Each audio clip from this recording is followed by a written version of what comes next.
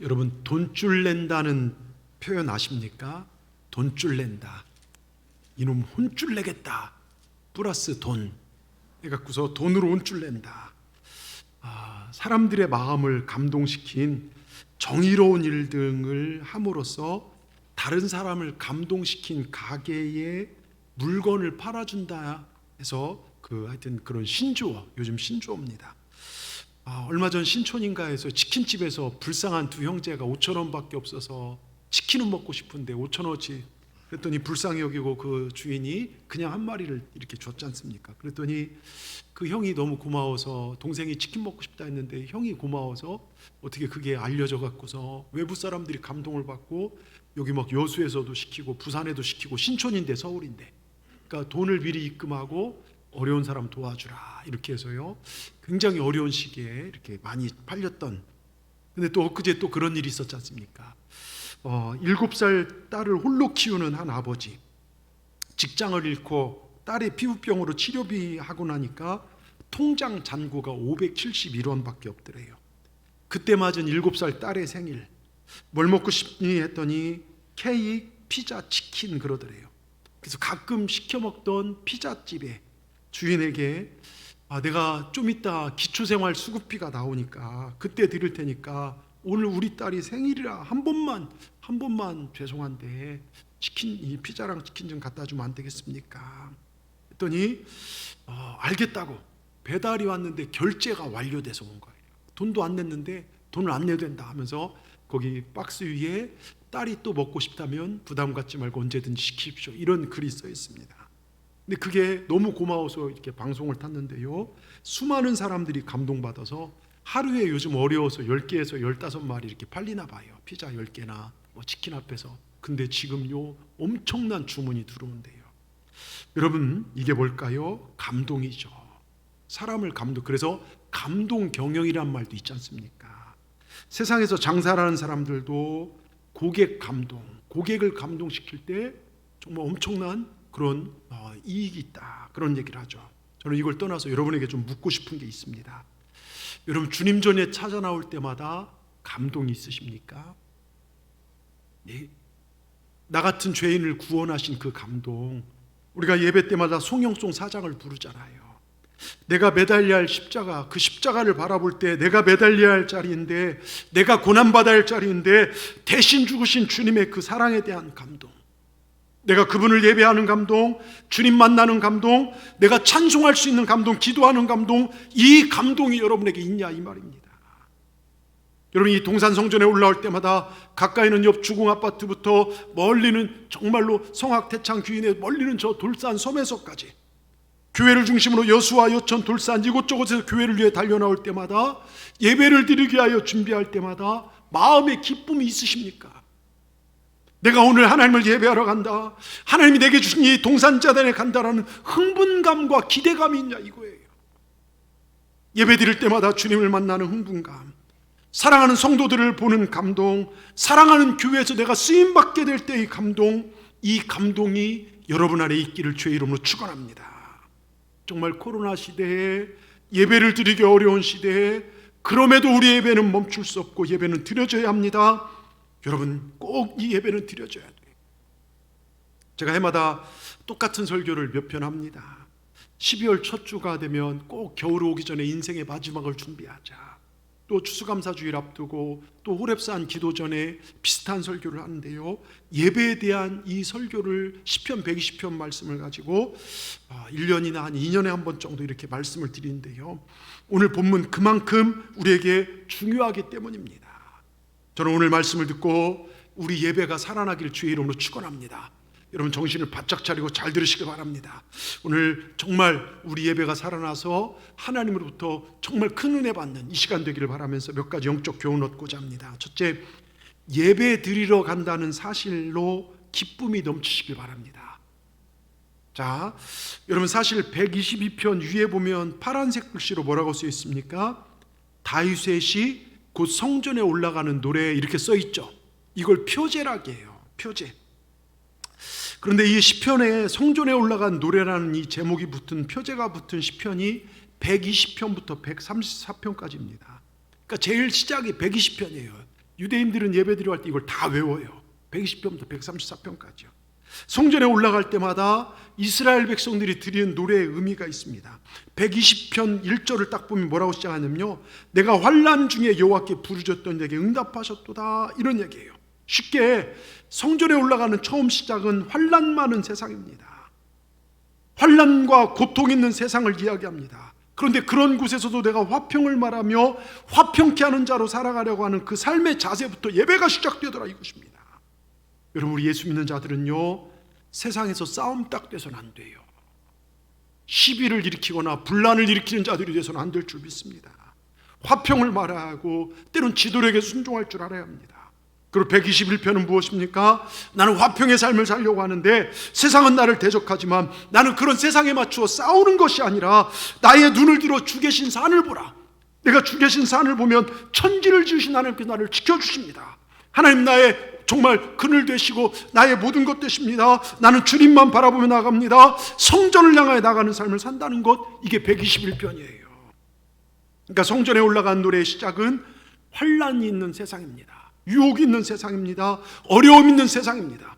그런데 오늘 시편의 저자 다윗은요, 그런 환난 있는 그런 곳에서 예배하러 여호와의 집, 즉 교회로 올라가지 않을까요? 그래, 그게 그렇게 기쁘다라는 거예요. 오늘 1절을 보십시오. 1절이요. 1절 큰 소리로 다시 한번 같이 한번 읽어보겠습니다. 시작. 사람이 내게 말하기를 여호와의 집에 올라가지 할 때 내가 기뻐하였도다.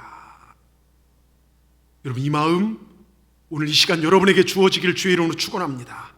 무슨 말입니까? 누가 나에게 같이 교회 갑시다, 같이 예배드리러 갑시다, 이렇게 말하는데요, 다윗은요 그런 상황이 하지만 이게 너무너무 기쁘다는 것입니다.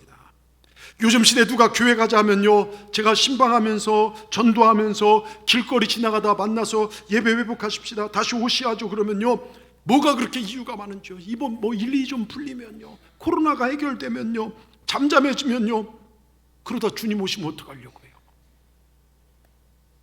정말 세상을 심판할 주님 오시면 어떡하려고요. 여러분, 그런데 다윗은요, 더 어려웠던 시절에 누군가 여호와의 집에 올라가지 않으면 그게 기뻤다는 거예요. 뭐가 그리 기뻤을까요? 여러분, 예루살렘 성전이 제가 얘기하자면 내 집 앞에 있는 게 아닙니다. 1년에 몇 번 절기 때 올라가는데요, 예루살렘 사는 사람 얼마 되지도 않아요. 거의 대부분 멀리 떨어져 있어요. 예? 우리나라 말하자면요, 서울 사는 사람이 여수 오는 거리고 제주도에 사는 사람이 산 넘고 물 건너 서울 가는 거리입니다. 차를 타고 오는 것도 아니고 기찻길이 어디 있어요? 그 당시에요. 비행기가 어디 있습니까? 걸어서 와야 합니다. 가는 길이 우리나라처럼 정말 나무도 있고 물도 쉽게 구할 수 있는 그런 지역이 아닙니다. 끝없이 펼쳐진 사막이고요, 바위길입니다. 넘어야 할 산들도 수없이 많죠. 엄청난 사막을 통과해야 합니다. 곳곳에 강도대들도 있습니다. 짧게는 3, 4일, 길게는 한 달 정도 들어갑니다. 엄청난 힘이 들어갑니다. 그런데 힘만 들어갑니까? 돈도 엄청 들어갑니다. 왜요? 우리는 지나가다가 목말리면 식당이나 어디 들어가서 아유 물 한 컵만 좀 얻어, 물 한 잔만 얻어, 그럼 흔쾌히 주잖아요. 근데 거기서는요, 물이 재산입니다. 물도 자기가 챙겨야죠. 가달해야, 여관에 자기도 해야죠. 먹어야 하죠. 예루살렘 성전에 도착되는 비용만 해도요, 우리가 여행 다닐 때 쓰는 비용 이상 든다는 거예요. 또 빈손으로 갑니까? 제사에 제물을 드려야 한다, 하나님 말씀하신 걸 가지고요, 자기가 키운 소나 양, 또 곡식, 이건 하나님 것입니다, 잘라서 소재 드리기 위해서 그걸 가지고 올라갑니다. 얼마나 부담이 됩니까? 예? 여러분 한번 생각해 보세요. 부담되지 않겠습니까? 걸어서 그 뜨거운 햇살을 뚫고 짐도 바리바리 챙겨서 양소떼 이거 이끌면서요, 식구들이 다 간다. 이게 쉬운 게 아니에요. 그러니까 기쁠 리가 어디 있겠습니까? 그런데 오늘 본문 주인공 성전에 올라가자 이 소리를 들었을 때 그게 그렇게 기쁘다는 거예요. 예? 여러분, 오늘 이 말씀이 우리에게 주는 교훈이 있습니다. 세상에 빠져 살면서 예배의 초점이 하나님이 아니라 내 자신이 되어버린 우리에게 주는 교훈이 있습니다. 여러분, 예배는 이 시간 저 시간 제하고 내 기분 감정 따라서 나에게 초점을 맞추는 것이 아니라 하나님께 맞추는 것입니다. 그리고 예배 시간을 정해놓고 그리고 나서 다른 것을 정해야 한다는 것입니다. 여러분, 이것을 여러분 평생의 철칙으로 삼으시길 바랍니다. 저희 교회요, 제가 몇 번 얘기했지만 중학생 여자아이가 하나 있었어요. 지금은 대학생이 되었어요. 이 어린 여자아이가 저희가 처음 와서 제가 막 힐스테이트 전도하다 이제 교회를 이렇게 나왔어요. 수요 예배 왔는데 예배 시간 설교 중간 좀 늦게 온 거예요. 그래서 전사님이 예배 마치고 야, 너 오늘 왜 이렇게 늦었니? 물었더니 아버지가 교회 다닌다고. 또 이쪽이 감리교 하니까 2단 정도 생각했나 봐요. 감리교가 2단 정도 생각했나 봐요. 그래서 아버지가 따귀를 때리면서 교회 나간다고 막 혼낸 겁니다. 그리고 막 미친년 막 별 욕을 다 하고 나가버리라고 해갖고서 그래서 나왔다는 거예요. 무섭기도 하고. 예? 근데 한쪽 마음에서 내가 여기서 지면 우리 아빠 구원 못하겠다. 나도 예배자가 될 수 없다. 생각이 들더랍니다. 그래서 무슨 일이 있어도 예배 드려야겠다. 교회로 올라왔다는 것입니다. 여러분, 이쯤 되면 아들이 어긋난 길을 갈 수 있어요. 부모와의 정말 부모의 그 쓰디쓴 행동 잘못 하나로 애들이요 정말 엉뚱한 데 가서 안 좋은 무리들한테 붙잡혀서요 몸이 망가지고 막 그런 경우도 많지 않습니까? 근데 교회에 올라왔어요. 그 어린 딸이 핍박 가운데 믿음을 지킨 걸 모습 보면서 제가 그랬어요. 하나님께서 머지않아 너희 정말 부모님도 구원하실 것이다. 너에게 축복하실 것이다. 저는 믿었습니다. 근데 시간이 지나서 보니까요 그 아버지가 저희 교회에 나오세요. 할렐루야. 예, 여러분 믿음대로 되는 줄 믿습니다. 우리가 믿음으로 함께 기도할 때요. 우리 최영자 권사님 나오셨지만 지난주 갑작스럽게 전화 받고 제가 여러분들한테 긴급 중보 문자 수술 때 1시 50분에 정말 심장 수술하러 들어갈 뻔했는데 가서 검사 받고 나니까 수술 안 해야 되고 약물로만 해도 됩니다. 그래서 다시 이렇게 나오셨잖아요. 얼마나 반갑습니까? 여러분 기도의 힘인 줄 믿습니다. 여러분 다시요 말씀으로 하세요. 예배는요 내 감정, 내 상황, 여건 봐서 드리는 것이 아닙니다. 여러분 세상 사람들은 주일이라 하지 않고 일요일이라 하죠. 근데 우리는 주님의 날 주일이라 합니다. 여기에 의미가 있습니다. 이 날은 내 날이 아니라는 거예요. 하나님을 예배하고 우리 주님이 주인 되신 날입니다. 이 날을 지킴으로 시간의 주인이 하나님을 인정하는 것입니다. 그래서 주일은 나눠지고 갈라진 날이라 말씀드렸어요. 월요일부터 토요일까지 살아가는 사람들 보면 다 비슷해요. 아침에 출근하고 저녁에 퇴근하고 집에 오고 밥 먹고 조금 운동하고 그저 그렇게 살아갑니다. 근데 주일 아침 되면 나눠져요. 이 성전에 올라온 사람들과 세상에 남겨진 사람들. 주일은요 이걸 갈라진 연습을 하는 날입니다. 어느 날 내 생명이 지구의 종말이 오든 내 인생이 끝나는 날, 영원한 천국으로 갈 사람들과 영원한 멸망인 지옥으로 떨어질 사람이 나누어지는 날이 그게 주님의 날이라는 것입니다. 여러분 신앙심 좋다는 게 뭡니까? 정말 신앙생활 잘한다는 것이 무엇입니까? 우선순위 바로 정하고 사는 거예요. 내 인생의 프라이어티 우선순위를 바로 정하고 사는 것. 정확하게 구별해 하나님의 것을 내 인생의 최우선에 놓고 살아간 자들이 마지막 날에 천국 백성 되는 겁니다. 모든 걸 다 누려도요 영원한 천국 들어가지 못하면 그 인생 망한 인생인 겁니다. 오늘날 많은 사람들이 예배드린 것을 자기 관점에서 편리하냐 불편하냐의 기준을 적용합니다. 여러분 우리가 기억해야 할 것이 있어요. 그건 예배는 온 마음을 다한 정성이라는 것입니다. 나한테 편안하냐 그렇지 않냐가 따질 문제가 아닙니다. 여러분 부득이하게 주일 예배 늦을 수 있죠. 어쩔 수 없이 늦을 수도 있어요. 늦고 싶지 않았는데 근데 습관적으로 예배 지각하는 거 이거 병든 겁니다. 예? 여러분 대통령 만나러 청와대 가는데요 지각해서요 만날 수나 있을 것 같습니까? 여기 여수시장님 만나는데도요 비서실 통과해서 미리 가서 질문할 거 질문 받고 준비하고 하고 적어도 그렇게 하는데요 여러분 천지를 주신 만왕의 왕 되신 하나님 만나러 오는데요 예? 최고의 옷차림과 최고의 준비를 가지고 여러분 그러고 올라오시기 바랍니다. 여러분 토요일 밤늦게까지요 세상에서 놀고 다 놀고 TV보다 졸려서 나오는 게 아니에요. 예?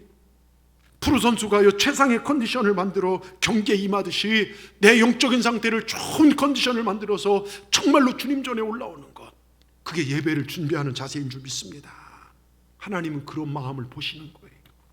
다윗은 누가 올라가지 않으니까 그게 그렇게 기뻤다는 거예요. 하나님 만나는 게요. 여러분 최우선 순위 신령과 진정으로 예배하는 예배자가 되시길 주의 이름으로 축원합니다. 나는 주님을 기쁨으로 예배하겠습니다 고백하는 믿음의 사람들을 하나님께서 보시고 계심을 믿으시고 세상에서부터 예배를 잘 준비하셔서 온전한 예배자가 되시기를, 이 시대에 찾는 예배자가 되시기를, 하나님이 너는 내 백성이다 개런티하는 그런 예배자가 되시기를 주의 이름으로 축원합니다. 두 번째, 교회에서 예배드림이 영광이 되어야 합니다. 아멘. 자, 2절을 보시길 바랍니다. 2절 뭐라고 우리 같이 한번 큰 소리를 읽어보겠습니다. 예루살렘아 우리 발이 내 성문 안에 섰도다. 좀 이상하게 표현이 들릴 수 있지만 별 감동이 없잖아요. 1절에 기쁘고 예루살렘, 그냥 지금 내가 저 정문 앞에 들어섰구나 이런 느낌입니다. 근데 여기에 단어 하나만 넣으면 분위기가 확 달라진다겠죠. 무슨 단어라겠죠? 그래도 아니 일부 때는요 한 명도 대답을 못해요.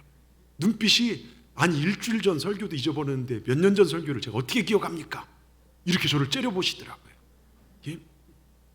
그래도 몇 분 하시네. 여기 드디어라는 부사입니다. 자, 한번 제가 읽어볼게요.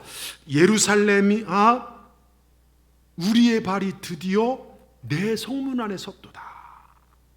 어떻습니까? 감격 아닙니까?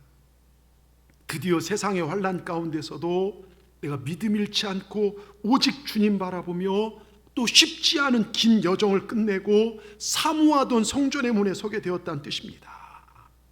마치 저 평양이 고향인 사람이 통일되어서 평양 땅에 드디어 서 있는 것 같은 느낌. 제가 서울에서요 이북 5도 주민들, 실향민들 저 명절이나 장례 치르면 자기들 모인 데다 이렇게 해요. 파주 쪽이에요. 거기서 예배를 한번 인도한 적이 있는데요, 명절 앞두고 고향에 가고 싶은 게 그게 마지막 그 소원이에요. 예, 그거랑 똑같습니다.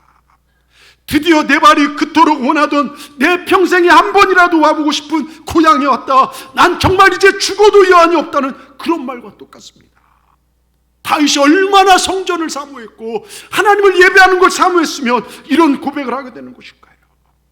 정말 우리를 부끄럽게 하는 말씀입니다. 여러분, 우리도 이렇게 사십시다. 여러분, 교회 오실 때마다요 이런 고백을 하시길 바랍니다. 교회 안에 들어올 때마다, 교회 저 문 앞에 들어설 때마다 드디어 내가 하나님의 임재가 있는 이곳에 들어섰다. 난 하나님의 영광에 참여한다. 드디어 내가 사랑하는 주님을 기어이 만나는구나. 기대감과 흥분감이 여러분 안에 있기를 축원합니다. 정말 내가 있어야 할 자리에 있는 감정, 거기서 오는 안정적 마음, 이것이 바로 예배의 마음이에요. 예? 제가 신방하는 중에 어느 집사님 그런 얘기를 하더라고요. 목사님, 고난에 부딪힐 때마다, 문제 어려움에 봉착할 때마다 이 사람도 만나보고 힘께나 쓴 사람 만나보고 돈 있는 사람도 찾아보고 여기 가서 울어보고 저기 가서 매달려보고 법에도 호소해봤습니다. 근데 그때마다 인생의 상처는 더 꼬여만 가고 깊어져 갔습니다. 이상하게 문제는요 겹쳐서 오더니 그게 서로 꼬이더라는 것입니다. 그 문제는 인간관계에서 다 허물어져 갔습니다. 도무지 내 힘으로는 어떻게 살 수 없을 때, 그걸 깨닫게 됐을 때 제가 할 수 있는 건 주님 앞에 나가는 것밖에 없구나. 하나님께 집중하자. 하나님 앞에 매달려보자. 무릎 꿇고 기도하기 시작했습니다. 그런데 신비하게도요, 내가 그렇게 애를 쓸 때마다 꼬이던 문제들이 하나님이 간섭하기 시작하기 하니까요 그렇게 쉽게 열리고 풀려지더라는 것입니다. 성경을 볼 때 살아 움직이는 하나님의 말씀 보고 들을 수 있다는 것입니다. 주일마다 잠시 잠깐 하나님 말씀을 듣는 시간인 줄 아는데요, 주일마다 이 성전에 찾아올 때마다 정말 목사님의 입술을 통해 들려주는 말씀이 내게 친히 나 혼자에게 얘기하는 그 음성으로 들려집니다. 주님 만난 것이죠. 이젠 예배 때마다 가슴이 벅차오릅니다. 저도 모르게 눈물이 흘러내립니다. 그러면서요 예수님 안에만 있으면 정말 너무 좋습니다. 여러분, 환난 가운데 있는 세상에서 정말 이 문제 저 문제 꼬여서 죽을 것 같았지만 내가 눈을 들어 주님의 임재를 보고 주님의 임재의 현존이 있는 예배의 자리에 들어왔더니 하나님의 위로와 보호하심이 그에게 있더라 이것입니다. 여러분, 이런 사람에게 교회에 들어간다는 일 자체가 뭐가 되겠습니까? 그럭저럭 매일 느끼는 그런 감정이 아니라 영광이에요. 내가 지금 하나님의 통치 안으로 들어온 영광, 가슴이 벅차오른 감격이 되는 것입니다. 예루살렘아, 드디어 내 발이 너의 성문 안에 섰도다. 벅찬 감격, 영광이 압도되는 거예요. 우리가 이거 회복해야 합니다. 예, 이 감격 속에요 지금 눈에 예루살렘 건물들이 보입니다. 여러분, 3,000년 전에 건물들 뭐 있겠습니까? 지금이야 제가 예루살렘 가보니까 호텔도 있고요, 뭐 집도 잘 지어 있지만 그 당시에는요 3,000년 전이 어떻겠습니까? 우리나라 3,000년 전 생각해 보십시오. 좋은 집 있었겠습니까? 예루살렘은 강이 없어요. 그만큼 산과 계곡으로 막 이루어졌죠. 그러니까 산과 계곡에다 집이 지어졌으니 개딱처럼 따닥따닥따닥 붙어 있었죠. 사람들은 미어 터졌을 거고요. 그 좁은 거리를 걸을 때면 여간 복잡하지 않겠냐 이거예요. 여수도 지금 도로가 좋았지만 시장님 얘기 들어보니까요, 한 10만 대 정도 차가 운행하면 막힘없이 잘하는데 관광객들이 몰려서 20만 대 30만 대 되면요, 30만 대 이상 되면요, 여수도 돌산 가는데 짧은 거리도 1시간 넘게 갈 때가 있다는 거예요. 주차나. 근데 예루살렘 그 작은 데에요, 흩어졌던 막 사람들이 몰려들기 시작하니까요. 제사를 드리러 성전을 갔을 때 한꺼번에 몰린 인파와 좁은 공간 탓에 밀리고 찡기고 정신없었을 것입니다. 그 밀리고 찡긴 틈에 어렴풋이 보이니까 제사를 집행하는 대제사장과 지파들이 보입니다. 이게 3절에서 5절까지의 내용이에요. 3절에 보니까 뭐라고 써 있습니까? 예루살렘아 너는 잘 짜여진 성읍까지 건설되었도다. 조밀한, 정말 이게 뭡니까? 지금 예배하러 모인 사람들에 비해 이 성읍이 너무 작다는 거예요. 여러분, 역사 자료에 보면 제사 때 쓰이는 소나 양의 숫자가 25만 마리 정도가 쓰였대요. 그러면 한 가정이요, 소 한 마리 잡으면요, 한 가정이 4명에서 뭐 많게는 뭐 10명 뭐 이렇게 한다고 따져봅시다. 예? 그럼 100만 명에서 250만 명 정도가 모였대요. 그 작은 도시예요. 사람들을 다 수용하지 못할 도시지만 하나님이 거하시기 아름답다는 거예요.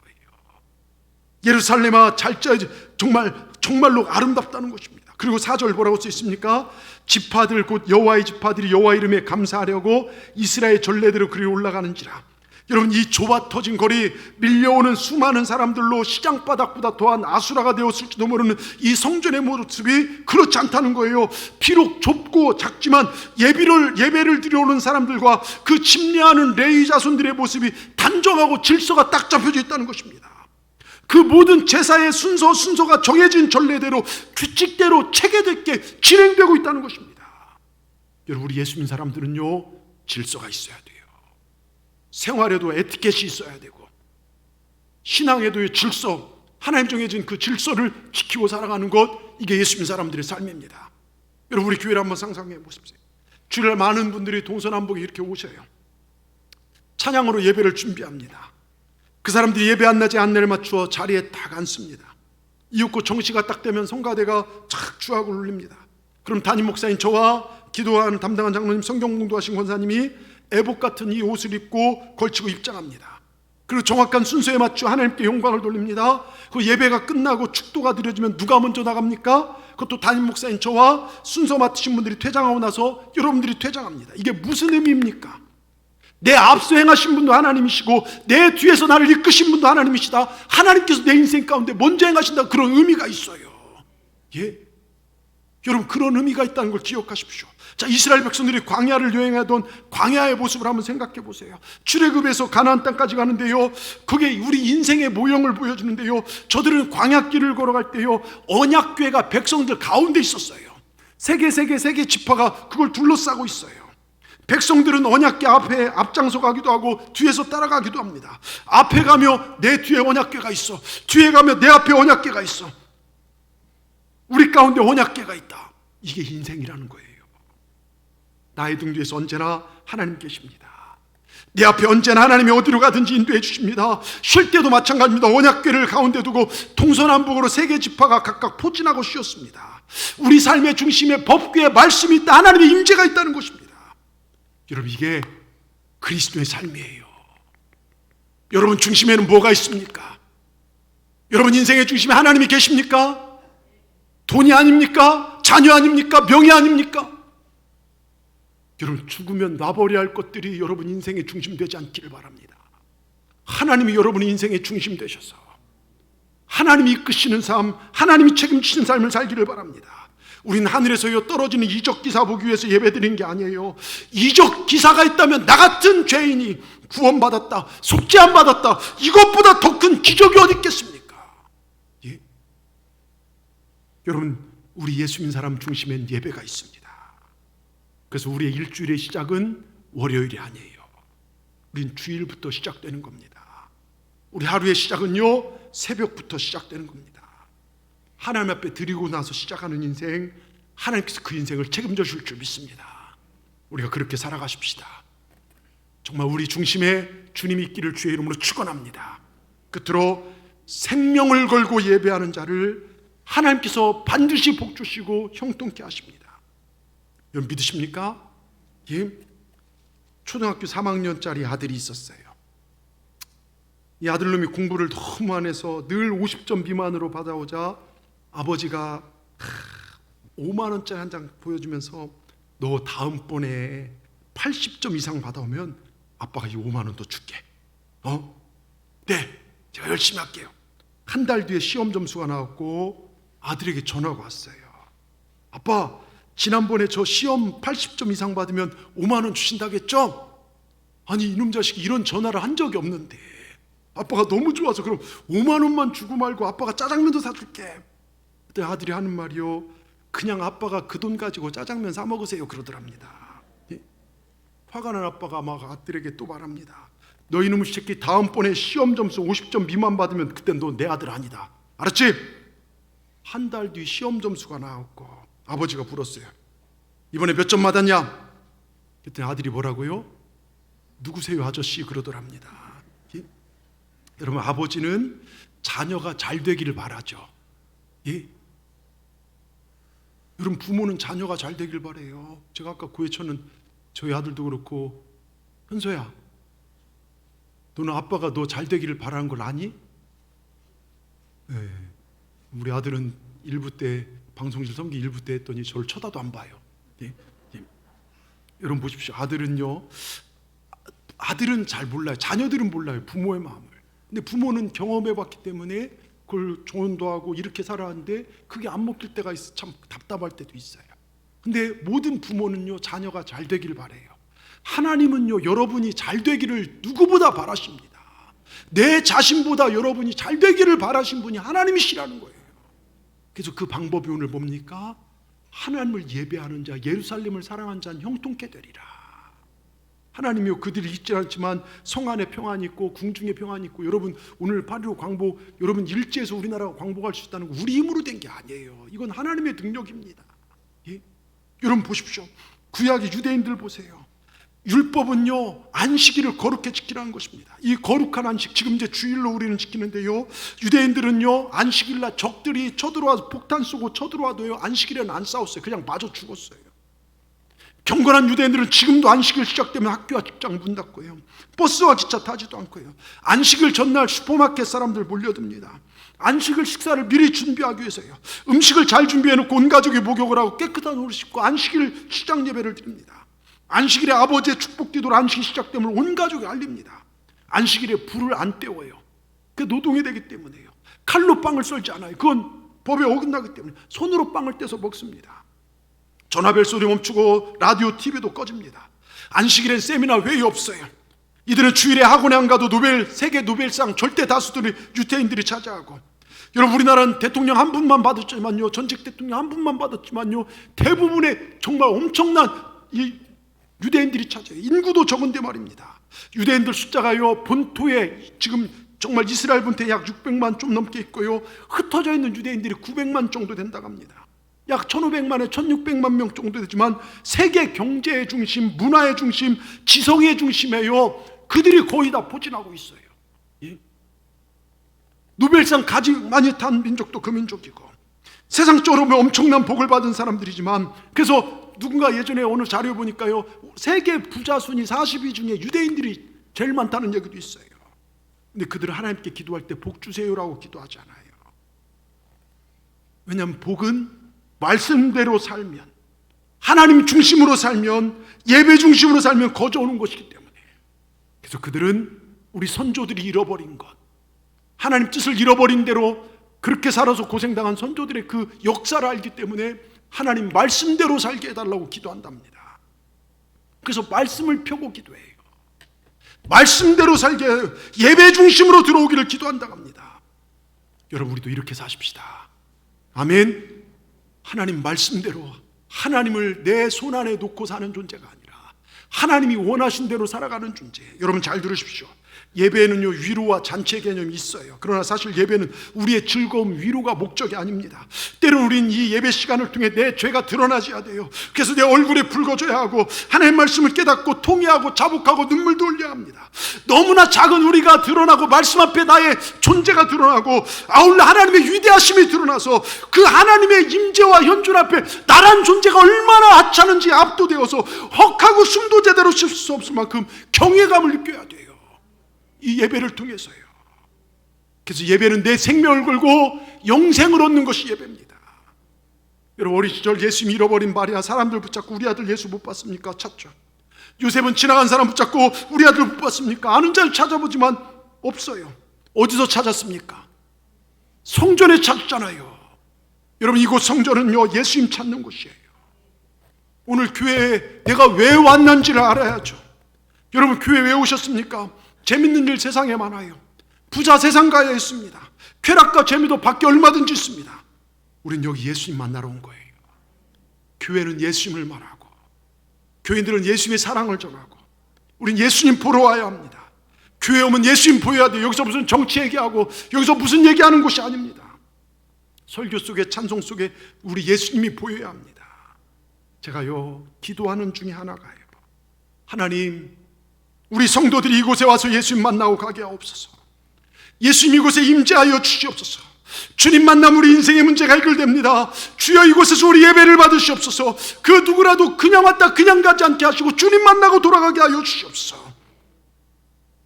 그래서 늘 감사하며 살게 하여 주시옵소서. 큰 소리 아멘 하십시다. 이게 제 기도 제목이에요. 여러분, 왜 그렇게 살면서 낙심하십니까? 왜 불평이 생깁니까? 왜 미움이 생기고 원망이 생기고 자기 인정 요구에 이글거려야만 합니까? 왜 자기 왕국을 무너뜨리지 못해서 근심하며 살아야 하는 것입니까? 예수님이 안 보이기 때문이에요. 교회는 다니지만 예수님이 안 보이기 때문에. 여러분, 예수님 보이면 됩니다. 예수님 보이면, 예수님이 계시면, 예수님에 대하여 깨어있으면 문제가 될 게 없다는 것. 이 시간 마음 문을 여시고 누구든지 마음 문을 열고 주님을 영접하면 내가 그와 더불어 먹고 그는 나로 더불어 살리라. 주님과 함께 살아가는 우리 모두가 되기를 주의 이름으로 축원합니다. 여러분, 세계 최고의 부자였다는 록펠러, 빌 게이츠보다도 몇 배나 더 부자란 록펠러. 근데 그는요, 여러분, 너무 바쁜 사람이지만 엄청난 사업가지만 예배 시작 1시간 전에 와서 준비하고 예배 마치면 그냥 있다가 다른 스케일 때문에 바쁘다고 간 것이 아니라 1시간을 남아서 그 말씀대로 살 수 있도록 기도하고 그렇게 돌아갔대요. 그리고 목사님과 대화하면서 제가 뭐 도울 것은 없습니까? 제가 섬길 것은 없습니까? 그렇게 해서 그를 통해 세워진 교회가 거의 5,000개가량, 4개의 대학이 세워지고요, 수많은 사람들이 도움을 받고요. 하나님요, 그런 예배자를 축복하십니다. 예배가 다른 일 때문에 빠지거나 멀리할 수 있는 가벼운 것이 된다면 하나님을 가볍게 여기는 것입니다. 여러분, 하나님을 만홀히 우습게 여기면 하나님도 우리를 우습게 여기고요, 하나님을 존귀 여기면 하나님은 우리 가문을 존귀 여깁니다. 하나님을 존귀 여기시기 바랍니다. 그래서 우리는 애티튜드, 자세가 중요해요. 태도가 중요해요. 여러분, 오늘 이 시간 결단하십시다. 내 반드시 예배 생활의 성공자가 되리라. 무슨 일이 있어도 하나님을 예배하는 일에 앞서지 않으리라. 신령과 진정으로 예배하는 마지막 시대에 찾는 자가 되리라. 그런데 여러분, 우리가 이렇게 잘 예배드리면요, 하나님 놀라운 축복을 말씀하시는데요, 주님을 사랑하고 주의 계명을 지키고 주님을 존귀 여긴 자에게 이사야 58장 13, 14절에 이렇게 말씀하세요. 자, 이사야 58장 13, 14절 같이 한번 13절부터 읽겠습니다. 시작.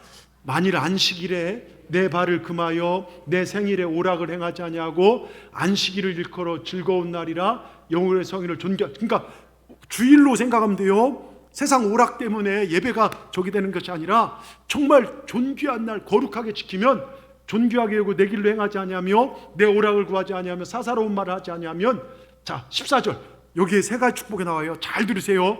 내가 여호와 안에서 즐거움 얻을 것이라. 내가 너를 땅의 높은 데 올리고 내 조상 야곱의 기업으로 기리라.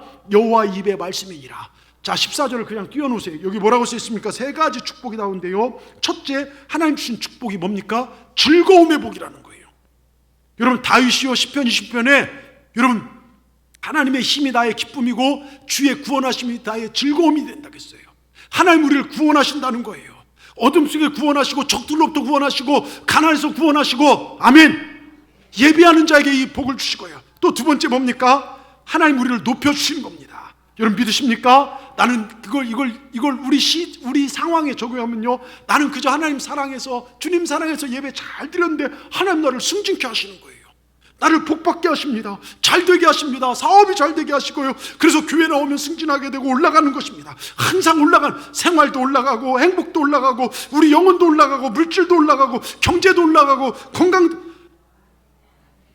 센스가 있으면 이쯤 되면 아멘을 하셔야죠. 예? 안 그래도 성대결절로 고생하고 있는데, 예? 여러분 우리 모든 생활과 삶을 하나님이 올려주실 줄 믿습니다. 여러분 믿음 될 줄 믿습니다. 주를 앙모하는 자. 와, 그래도 2부 예배가 센스가 더 있어요. 제가 주를 앙모하는 자 하면 여러분들이 올라가 음도 안 틀리. 1부는 방송 잠깐 끊어보세요.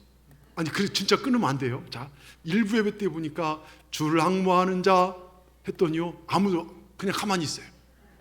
그래서 이 센스가 왜 이렇게 어떻게 바가지가 됐냐고 다시 한번 해보자 했더니, 주를 앙모하는 자 올라가, 이게 음이잖아요. 올라가, 한쪽에서는 올라가 무슨 막 사부를 하고 계시더라고요. 음도 안 맞고.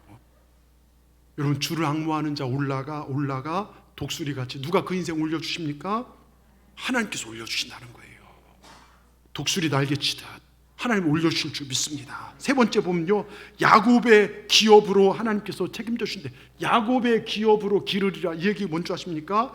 야곱이요, 아버지 저기하고 떠날 때요, 정말 베델에서 하나님께서 28장에 뭐라고 합니까? 내가 너를 어디를 가든지 지키고 내가 너와 함께 하리라. 내가 너를 도우리라. 어디를 가든 내가 너를 지키리라. 야곱의, 이게 뭡니까? 하나님이 우리를 어디를 가든 지켜주신다는 거예요. 여러분 믿음을 가지시기 바랍니다. 주일학교 선생님 한 분이요, 교회에서 열심히 봉사가 가다 보니까 동네에서요 4명의 아이들이 놀고 있는데요, 탁 투성이 되고 아주 비천한 아이들 4명을 집에로 데려가서 먹을 걸 주고 씻겨주고 예수님을 증거하고, 그리고 교회로 전도를 한 거예요. 그리고 성수주일, 주일 성수 인생, 예배 인생으로 그들의 인생을 바꿔놨습니다. 이 비천한 아이들을요 교회 주일날 아버지 집에 자라는 생명나무로 심어줬어요. 이 선생님이 훗날 교사 은퇴를 하는 마지막 생일날에 4명이 편지를 보내왔어요. 한 명은 바로 그의 대통령이 된 31대 후보 대통령, 그 다음 그 대통령 비서실장, 한 사람은 중국 선교사, 한 사람은 세계 연방은행 총재. 이 4명 바로 선생님이 우리를 아버지 집으로 인도해서 우리가 다 세계적인 축복을 받아서 감사드린다고 이 4명이 편지를 한 거예요. 그 놀고 있던 4명이 바로 이런 인물들입니다. 여러분 아버지 집에 사는 자들은 하나님이 세계적 축복을 주십니다.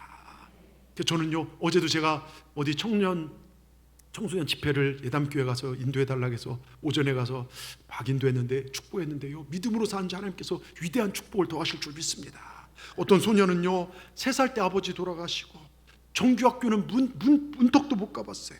글도 제대로 읽지 못했어요.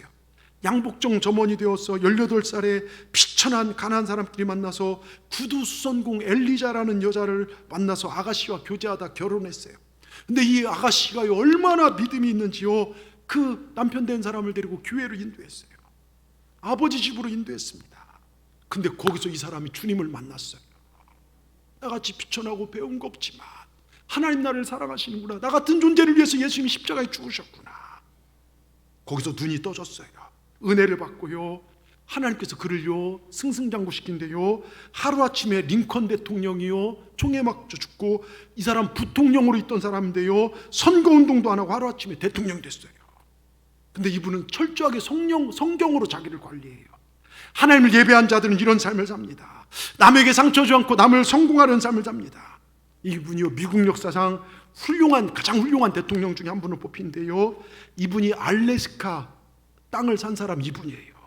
미국 영토를 4분의 1이나 키운 사람이 이분입니다. 이것 때문에 국회 청문회까지 갔잖아요. 그 쓸모없는 얼음덩어리 땅을 왜 샀느냐고 기도해보고 샀습니다. 근데 지금 미국에서 가장 귀한 땅이 그 땅 아닙니까? 거기에 있는 석유로요 부유함을 누리지 않습니까? 여러분 사람이 아무리 비천하고 연약해도요 하나님이 높이시면 크는 거예요. 부모가 밀어서 크는 것도 한계가 있습니다. 하나님 축복하심으로 된다. 여러분, 이 믿음만 확실하면 우리 신경 쓸 일이 없어요. 주님이 여러분의 앞날을, 주님이 우리 모두의 앞날을 인도하신 줄로 믿습니다. 그리스도인 최우선순위는 예배입니다. 그러기에 우리 예배는 멈춰서도 안 되고 예배는 반드시 드려져야 합니다. 다윗은 하나님을 예배하는 것을 최우선순위로 정했어요. 그는 하나님께 간구할 때요, 하나님, 내 왕권이 오래가게 해주시옵소서, 내 정치적 목적이 성공되게 하여 주시옵소서. 아니에요. 그는 왕권을 잃어버린 것을 두려워하고 자녀가 반란 일으킨 것을 두려워하기보다는 주님 앞에 멀어지는 것, 구원의 감격 잃어버린 것, 성령을 거둬가는 것, 이게 가장 인생에 두려웠어요.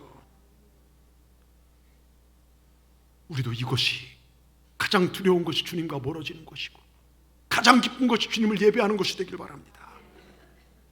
서울에 제대로 한 번도 못 가본 시골교회 목사님, 생전 처음 그 지방에서 정말 선진교회 탐방해서 미국 교회를 한 달 정도 탐방을 이렇게 여행을 갔다 왔어요. 이분이요, 서울도 한 번도 못 가본 분이 미국 갔다 오니까 입이 이제 입만 열면 미국. 내가 미국에 있을 때, 내가 설교 시간마다 막 미국에 있을 때 계속 미국 얘기만 합니다. 특별히 어디 강사로 가면 3박 4일 미국 얘기만 합니다.